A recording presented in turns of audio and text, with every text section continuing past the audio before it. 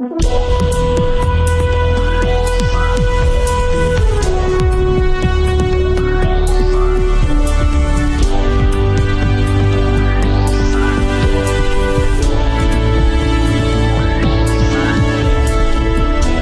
to Real Money Talks, how to make money, manage money, and invest money. Your Real Money Talks host, Laurel Langmeyer, gets straight to the point about what it actually takes to make money and build lasting wealth in today's changing economic climate. If you're ready to get the financial results you've always dreamed of, keep listening. Real Money Talks is the right place for you. And now here's your host, Laurel Langmeyer. Hi, this is Laurel, and welcome back to Laurel's Real Money Talks, where we talk about making money, keeping money, investing money, and we do it with the team. So we are here on Laurel's Real Money Talks. At any time, if you have questions or want to connect to our guests, go to asklaurel.com, put in your name, phone number, and email, ask a question, make a request, and we make sure you get taken care of right away. Today, my guest is an IRA custodian. So Joe is with Provident. Joe Campbell's here today. And Provident is a trust company that can self-direct your IRA. So let's just start with what self-directing is, Joe. And welcome, by the way. Thank you. So first of all, a lot of like traditional firms like Fidelity and Schwab, and they'll say they have a self-directed, but that's not what we're talking about. So why don't we just start with describing what self-directed really means? Absolutely. So you're correct. A lot of the more traditional IRA custodians, many of you are probably familiar with the Fidelities, the Charles Schwabs that are tied to more so the Wall Street type assets, your stocks, bonds, and mutual funds. A lot of them will use the term self-directing, but really what they're doing is giving you a handful of products that are still within their wheelhouse and letting you choose from that basket, when that's really not the case. Self-directed IRAs, in the meaning that I'm trying to portray here, is really getting you outside of Wall Street and introducing you to some of the alternative assets that are available.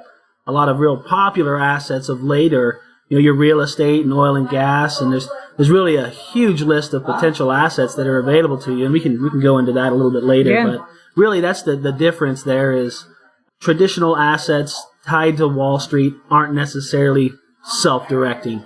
It's really everything outside of that starts to open those doors and allow you to truly invest in some of those alternative assets that we're going to discuss today. Well, and I think that it's interesting because a lot of that basket, as you call it, it's a self-fulfilling basket, right? So you put your money into a self-directed fund at Fidelity, and then you get the Fidelity product suite, right? So do you want Fidelity International, Fidelity Bonds, Fidelity blah, blah, blah, right? So you're still in that product suite of which they get huge, huge fees.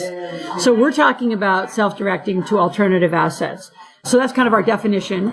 But how does a self-directed IRA differ from a traditional IRA? So let's just talk about those two a little bit more. It's really kind of just what we almost discussed here is we're going to allow you to invest in everything that the traditional type IRA custodians, or Wall Street, if you will, don't allow you to hold. So if you're looking to do oil and gas, or you're looking to do real estate, or some of these emerging alternative assets that are starting to come out as of late, Bitcoin and things of the like, a lot of those traditional custodians, like the Charles Schwabs and Fidelities, aren't going to allow you to do so. And that's really where we introduce ourselves as an alternative asset custodian that allows you to do basically everything else that they don't have a platform to support. And that's really what it comes down to is they just don't have the platform or the reporting abilities to handle those types of assets, where we're geared to be the exact opposite. We may not have stocks and bonds and mutual funds to offer you, but if you are looking to invest in those alternative assets, much of which Laurel offers, and I'm sure you guys have heard on previous podcasts, that's exactly where my services could come into play. So talk about some of the different kind of assets. Like I know people have bought cattle, racehorses. We're doing real estate. We have real estate that's actually going to, house cannabis. So they're not really in the cannabis business, but they're on a gross rent receipt. Talk about some of the creative kinds of deals. Like I know you guys have helped fund part of the marina, that we just bought in Dallas. Right. So really, that's some of the more, unique products that are available. We've had clients in the past that have invested in island development deals in Belize, or such as the marina formation that Laurel's speaking of. Anybody who's looking to find a unique asset, whether it's rehabbing a company that maybe has gone down, or buying raw land and developing that land, or just buying raw land and letting hunters use it. There's a multitude of ways that real estate really can come into play using a self-directed IRA. There's so many avenues just in real estate alone. that you can take advantage of by using your qualified funds and investing in that manner. And that's really one of the more popular vehicles that are out there right now. And of course, there's also some emerging assets that are just coming to fruition. Obviously, the cannabis and the Bitcoin conversation. I was going to say, you're allowing, as a custodian, right, people to invest in cryptocurrency. So the cryptocurrency, there is a way that it can be done, and that's going to go through an IRA LLC, and that may be a whole different conversation altogether to get some education on that. But the IRA LLC option is one way that clients can potentially do that. Holding it in an IRA from a reporting standpoint, and for me as a passive custodian, is still some gray area, but there are some ways that it can be done, and then we can definitely discuss those topics with anybody who has an interest in that arena. Absolutely, because at some level, and what you're saying is like the qualified plan can own an entity, which then you get checkbook control of, and there's a high management criteria. So all that we're talking about, just I need to put a big, qualifiers, don't run out and do what you don't know how to do. Like that's why I bring experts to these podcasts and conversations so you don't blow up your IRA. So talk about some ways people blow up their IRA, right? So that's the next thing is definitely as a passive custodian, Provident Trust Group, we won't give you any investment advice on specific assets. You need to buy this one right now. You do need to do some vetting and educate yourself on some of these potential assets that are out there. And absolutely, there are many ways to learn that information. And Laurel, I know you can definitely speak to that with all of the vast assets that you've already invested in over the years. Definitely have some insight there. But once you've identified the asset, some things that you don't want to do is really what the IRS is going to identify as prohibited transactions or dealing with disqualified persons. So a lot of times, especially in the IRA LLC model, which is very popular in the real estate realm, is they use that model to purchase a piece of property, and now they go down to Home Depot and purchase some ceiling fans and install them themselves. Just because, it's a property held in your IRA, you as the individual are a disqualified person. So sweat equity and some other unique terms can come into play. Not that you can't do it. An IRA LLC is a great vehicle that allows you to have management control of those funds to make those types of purchasing decisions on the fly, which is great with auction properties and things of the like, where you may need to have instantaneous access to that cash flow. But really what you don't want to do is self-dealing or dealing with other individuals who may be disqualified. More so, just keep in mind that you want to do arm's length transactions. Don't buy a house from your parents. Don't rent your house out to your siblings. There are some disqualified persons that are, rules that you definitely don't want to cross those boundaries. And that's definitely something we can talk about as well. And then the next thing really is going to be prohibited transactions, more so on the sweat equity that we mentioned earlier.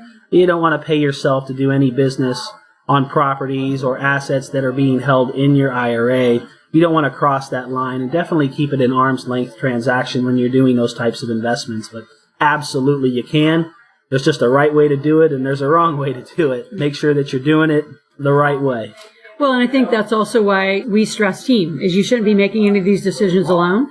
The other person that should be in this conversation with you would be probably a tax advisor, your estate advisors. I mean, I think of the calls that we've had especially the last month in my setups, and the amount of, I had 3 or 4 different lawyers, and granted, I did a pretty complex transaction. So with the complex transactions, you got to have lawyers, tax strategists, and Joe. There you go. I'm going to create the vehicle that lets you do these types of alternative assets. So talk about the difference between a Roth and a traditional.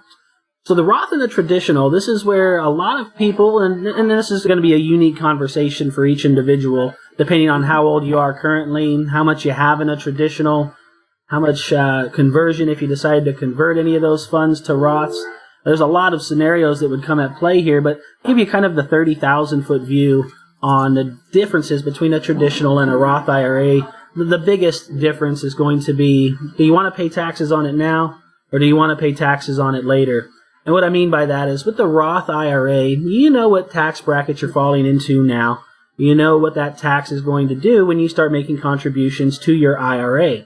So funding that on the front end, a Roth IRA, as long as you meet all the other criteria, you're at least 59 and a half, you're not doing early distribution penalties and things of the like, is a way for you to make those contributions into an IRA, invest those dollars into some of these alternative assets that Laurel's discussed, and then when you start getting those rates of return, that is all tax-free income, tax-free distribution. So fast forward this conversation 20 years and you turn that $5,000 that you paid taxes on and turn it just into even just a $10,000 difference. That $10,000 now is completely tax-free when you decide to start taking those distributions at retirement age.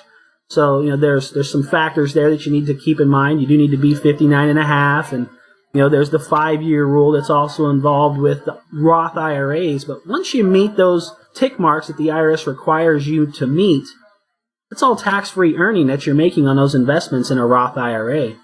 Where with a traditional, you may not pay taxes on your contributions year 1, year 5, year 10, but whatever those assets do in the course of that time frame, 10, 15, 20 years, now you've hit retirement age and you want to start retiring and taking those distributions, you're now paying taxes on everything that's grown in that IRA.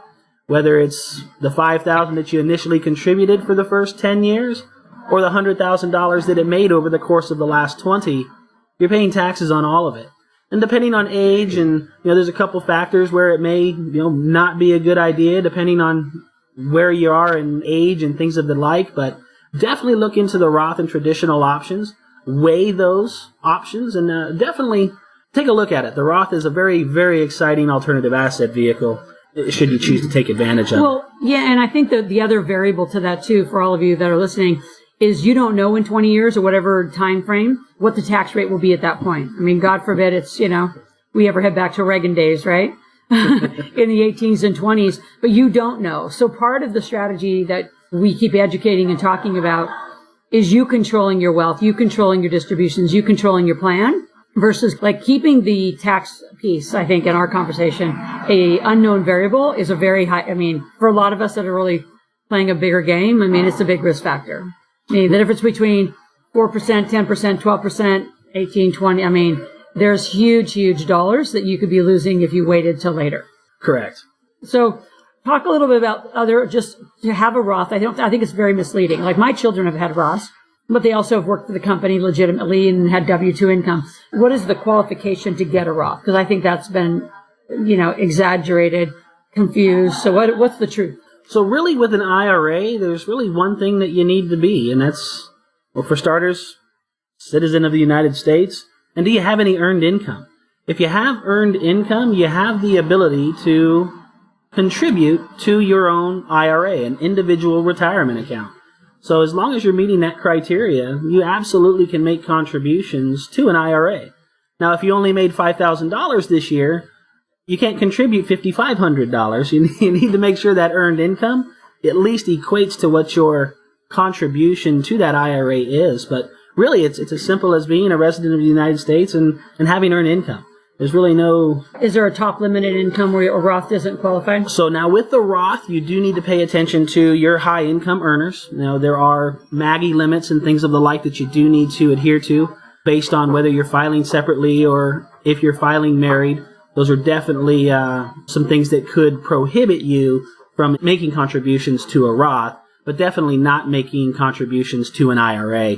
In that case, the traditional IRA would definitely be an option that's still available for you to start putting some of those monies away into a retirement account so you can still continue to invest.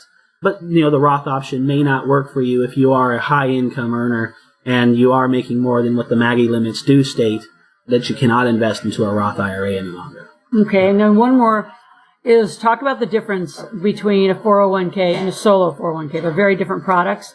We're not big fans of the 401k because it comes with a job and your companies frankly control it. And welcome to Enron, I always say. So talk about the differences in what entrepreneurs do with the solo.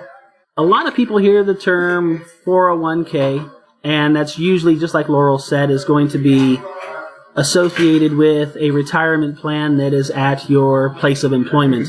Maybe you work at a Best Buy or a legal practice or, really any job, if you will, that has a plan that they allow you to be a part of. That's going to be your 401k. Where the solo K changes the game a little bit, if you will, is if you own your own business or you're an entrepreneur and you set up your own entity to do business for yourself, and you don't have any employees, maybe you're a consultant, maybe you're just doing a brand new business startup, A solo K is really a retirement plan for your business, almost like a 401k is to the Best Buys and the Walmarts of the world.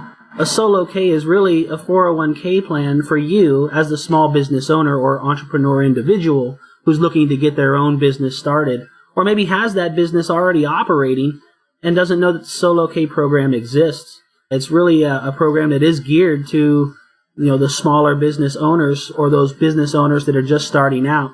There are some limitations with the solo K. So a 401k plan is obviously a much larger scale where it appeals to a company of many, in the thousands or larger, where the solo K is really meant for you as the entrepreneur, the business owner, and one other participant is allowed to be a part of that solo K plan, and that is your spouse.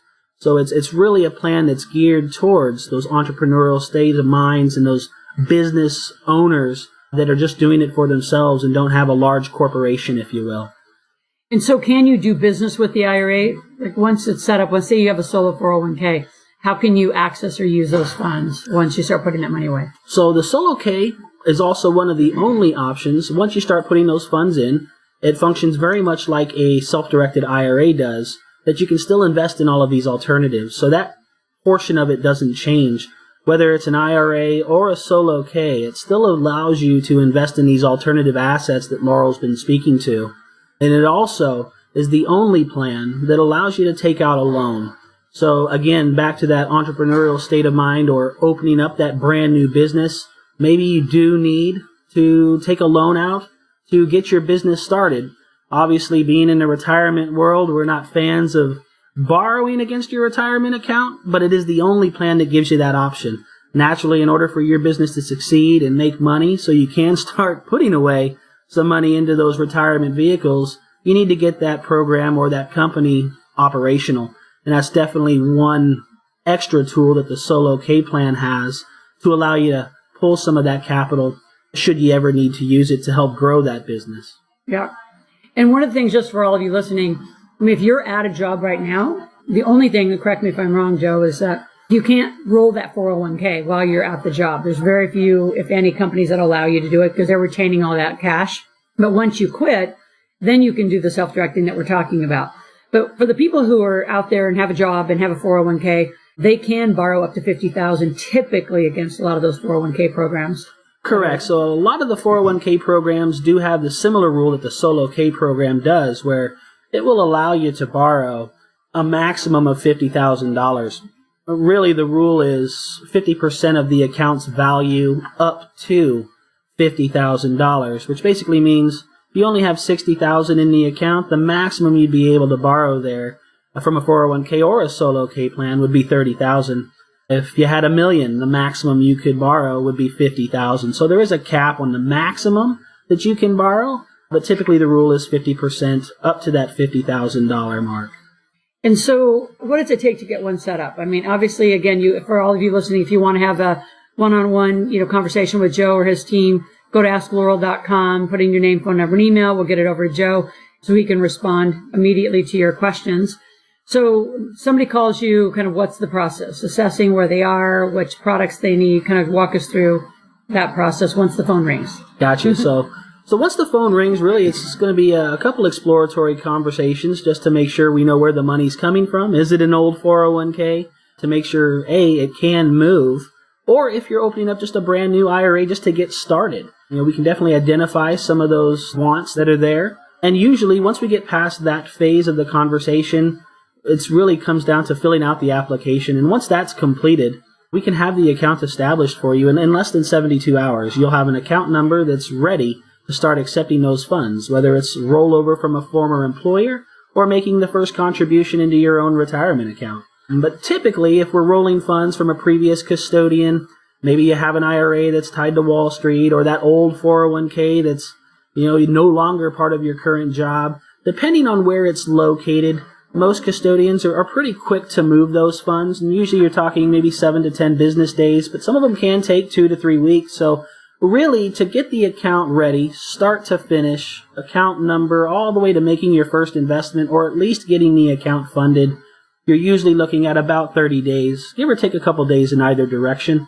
But that's usually a good number to kind of count on if you decide to make that decision to go ahead and set up a self-directed IRA. Okay. Or solo K. Or solo, or Right. Roth. Or a Roth, exactly. So again, for you to know, talk to experts. A lot of you, looking on the internet, you're getting conflicting information. People that are in the traditional space financially are going to want to keep you where you are. Keeping you where you are keeps them high fees and more taxes typically. So we provide, these alternative choices. Joe, a few more questions. So tell us about the most kind of creative. Let's go to the end, not giving any advice, but talk about, some of the more creative setups you've done and how people have successfully used the structures that are available. Because most people that are listening don't even have an idea. And these same principles, by the way, work in Australia for superannuations. They work for, in fact, we have Provident partners in Australia. They work in Canada for RSPs. So framework-wise, the financial systems are set the same. It's just how you'd use different ones. So give us some creative ones. So I think one of my favorites was, and it's a local story, Provident Trust Group is located in Las Vegas, Nevada, and we had an individual that purchased a piece of raw land right off the freeway. Naturally, this is before Vegas hit its huge growth spurt, and purchased a plot of land that ended up being, and held on to it, obviously, using their retirement accounts, and held on to it for just over a year. And we're talking purchased a property for pennies on the dollar in contrast to what it's worth now. But it literally takes a $100,000 investment on a piece of raw land that happens to be bought by a casino hotel developer. So lo and behold, holding out, she got a premium for that property and became literally a Roth IRA millionaire in about a year, just with one raw land investment. So, those rare gems out there are always great stories to talk about. Mitt Romney could be another one we can go to talk on that all day. Well, give us a little bit of a story on Mitt. So Mitt Romney, or even maybe you guys have heard of former Facebook employee that purchased shares into Facebook when it was in its developmental stages using their Roth IRA. Really? So, it's your story. Really, using these IRAs and investing into business startups, if those business startups take off and get huge, like some of the corporations that Mitt Romney invested in, or former employees of Facebook investing their dollars into shares using retirement funds back when it's a privately traded company. Now, publicly traded, different story. But, when they're in those infancy stages and they are really just a startup company that's not public yet, those companies make it and become successful. They're $1 million. It's just exciting to talk about. So you have to disclose a little. So I don't know the whole Mitt story. Like, how much has he got in his Roth? Millions? I don't know if I can millions even. I don't even know. It's millions upon millions. He definitely did it the right way. In fact, he's done some strategies that are beyond me. But really, that's what it comes down to. Finding those gems, if you will, whether it's raw land that gets purchased by hotel developers, or investing in a company while it's small and watching that company turn into a Fortune 500 that's publicly traded, and your stock shares in that company just fly through the roof. A great way to make some great returns on those types of investments using a self-directed IRA. There's a multitude of them, like I mentioned, but those are some of the exciting ones. And like I've set up, and let's just give the folks that are listening, if you do have kids, we have a 30-year millionaire plan. I like my 3 to 5 year plan. But if you want to go the slow route, having your kids legally work for your company and get a Roth for 30 years invested at 10%, you put in $5,500, they will be right at $1 million. So I think some of you listening, $5,500 is hardly any money to put away. I mean, it's not even $500 a month to put away for your children and help them on their path to financial freedom. So we're huge fans of Roths for the family members, for the kids. And if you do have a high-paying job, I mean, that's just another strategy we'll talk about. We've had a lot of entrepreneurs dump their income that they're paying themselves too much so they can actually qualify for that Roth. Because during the past administration, it was at risk to go away. So I would say get one while it's hot. While it's still available. Exactly. So, Joe, any other advice for the folks that are listening? Educate yourselves on the options that are out there. A lot of people just stick with the plan that their employer offers them, and that's great. But there are a lot of options that are out there, a lot of alternative investment strategies that may be something you're already familiar with. You have a lot of realtors, real estate agents. They don't know they can do real estate in an IRA. And they work around real estate all their lives. So it's an asset that they're very comfortable with, and maybe just don't have the education that they even can do this in the first place. So explore the options. See what's available out there. There's definitely more things the IRS allows you to do than things that they don't. There's really only a handful of things that the IRS says you can't do. And you're talking, artwork, collectibles, alcohol. The list is extremely small in contrast to the list that's available of all these other business ventures and real estate and all these alternative investment options that are out there is a much, much larger basket. Absolutely.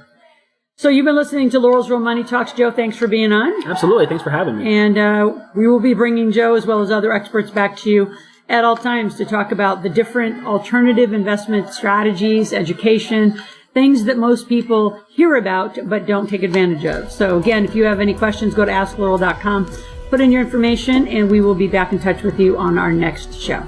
Be well.